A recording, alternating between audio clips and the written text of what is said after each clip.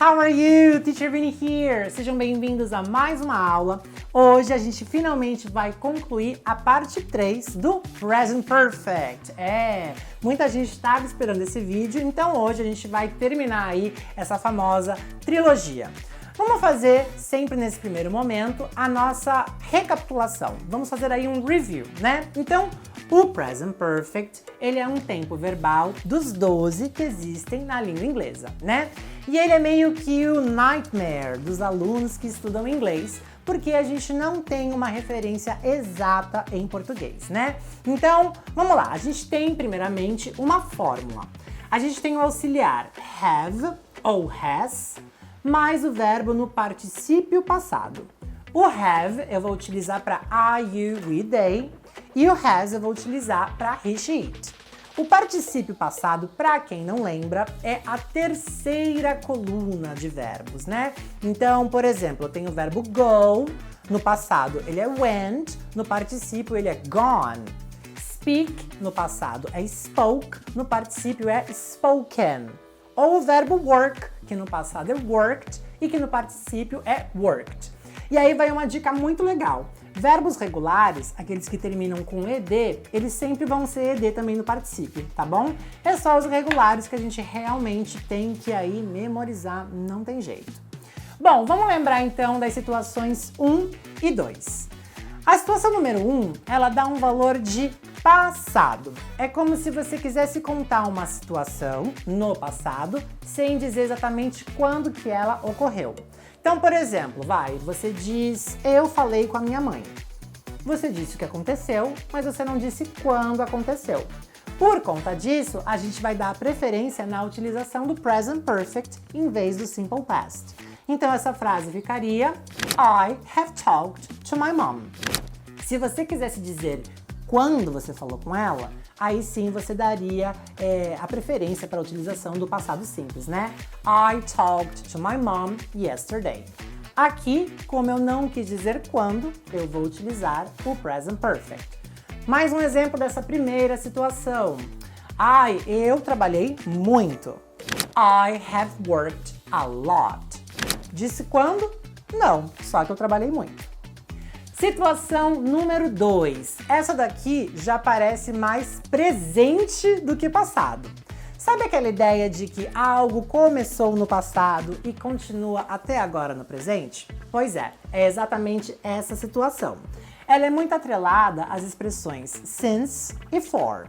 O since é o nosso famoso desde, e o for, ele vai te passar uma totalidade, por quanto tempo você fez essa ação. I have worked as an English teacher since 2009. Eu trabalho como professor de inglês desde 2009. Então, a ação começou no passado e continua até agora no presente. Vamos dar um exemplo com for. I have studied French for 7 years. Eu estudo francês há 7 anos. Então, o for, ele tá dando uma totalidade de tempo. E a gente continua nessa ideia de que começou no passado e que continua até agora. Bom, até aqui vocês já sabiam a situação 1 e 2. Vamos agora para a situação número 3 para completar essa ideia do Present Perfect. A situação número 3 é quando a gente trabalha com advérbios incompletos. Ai meu Deus, o que é um advérbio incompleto?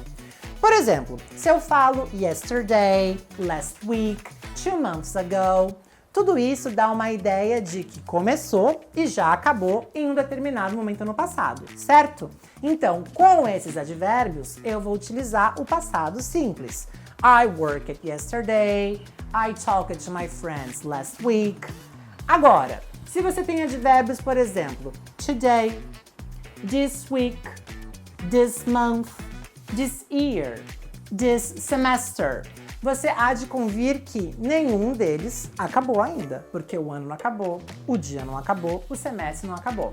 Com esse tipo de advérbio, que a gente chama de incompleto, é possível utilizar o Present Perfect. I have danced today. Eu dancei hoje. Or I have written a letter this week.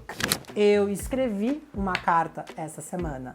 Nossa, mas eu não posso utilizar o passado simples com esse tipo de advérbio? A gente sempre vai dar preferência na utilização do present perfect, mesmo que o sentido ainda seja de passado, tá bom? Para terminar, eu queria um pouquinho falar da Jane. Quem é a Jane, Vini? Vocês não lembram a Jane? É o just, o ever, o already, o never e o yet. São 5 expressões muito comuns de aparecerem aí dentro desse espectro do present perfect. O just eu vou utilizar quando eu quero passar a ideia de que eu acabei de fazer uma coisa. Por exemplo, I have just arrived. Eu acabei de chegar. A gente utiliza o just somente com frases afirmativas, tá? Depois a gente tem o ever, que ele dá o sentido de alguma vez na sua vida. Geralmente ele é utilizado para perguntas. Have you ever been to Paris? Alguma vez você já esteve em Paris? O already seria o nosso famoso já, tá? Yes, I have already been to Paris. Então você está afirmando que sim, eu já estive em Paris. Depois a gente tem o never, que dá o sentido de nunca. No, I have never been to Paris. Toma cuidado que, apesar da ideia ser negativa, você tem que utilizar em frases afirmativas. Tá incorreto eu falar I haven't never been to Paris, tá? Isso não existe. E aí a gente tem por último o yet. O yet ele tem 2 traduções. Ele pode ser ainda ou ele também pode ser o já. Mas aí é o já de pergunta e não de resposta. Sabe quando você tem certas expectativas? Have you done the dishes yet? Você já lavou os pratos? No, I haven't done the dishes yet. Não, eu ainda não lavei os pratos. O yet, ele é utilizado então para perguntas ou para frases negativas, nunca para frases afirmativas. Foi bastante coisa, né? Mas agora você tem todo o conteúdo do Present Perfect completinho para você. Tenho certeza que agora você vai ser um especialista. Guys, thank you very much and I see you next video. Bye bye!